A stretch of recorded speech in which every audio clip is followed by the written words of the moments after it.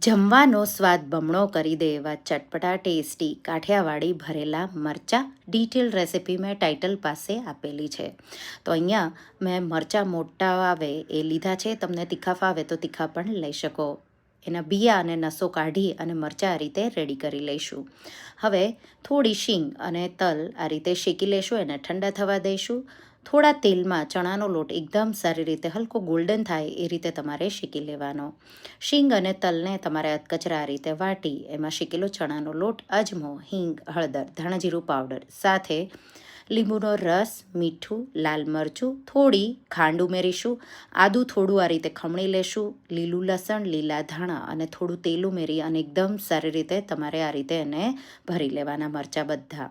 આ રીતે મરચાં ભરાઈ જાય એટલે તવી લ્યો કે પછી આ રીતે પોળી કડાઈ લ્યો, એમાં આપણે આ રીતે તેલ મૂકી મરચાં બધા ગોઠવી દઈશું. બધી સાઈડથી મરચાંને તમારે સાતળવાના. બચેલો મસાલો આ રીતે તમારે ઉપર છાંટી લેવાનો અને થોડું થોડું પાણી છાંટતા જઈએ અને મરચાં એકદમ સારી રીતે સોફ્ટ એવા થઈ જાય ત્યાં સુધી તમારે એને થવા દેવાના છે.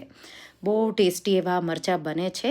તો ઇન્ગ્રેડિયન્ટ ડિટેલ સાથે તમે એકવાર આ રેસિપી ટ્રાય કરજો. ટાઇટલ પાસે મેં એનું લિંક, એનો વિડીયો આપેલો છે. Thank you for watching.